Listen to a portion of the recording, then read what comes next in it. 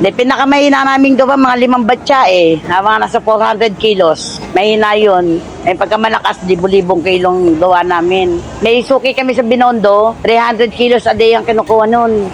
Kaya tulad nga, pipick up sila. Kaya ang namin, tuhog namin, talagang continuous. Hindi pwedeng hindi gagawa sa isang araw.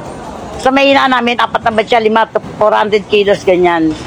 Tumataas pa yan. Nag-start ang mother ko since malilit pa kami, 1970. Kami ang kauna-unahan ditong legit na nagtitinda ng barbecue.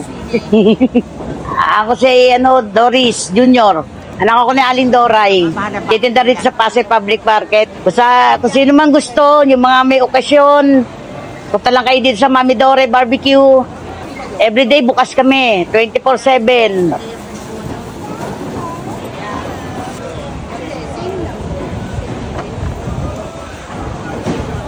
Oh.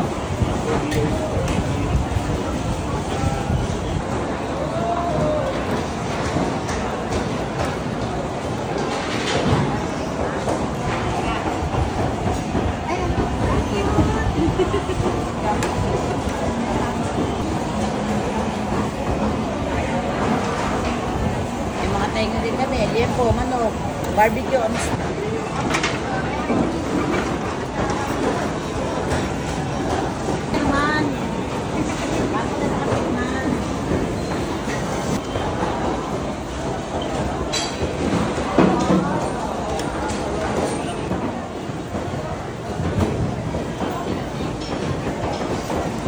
mahal.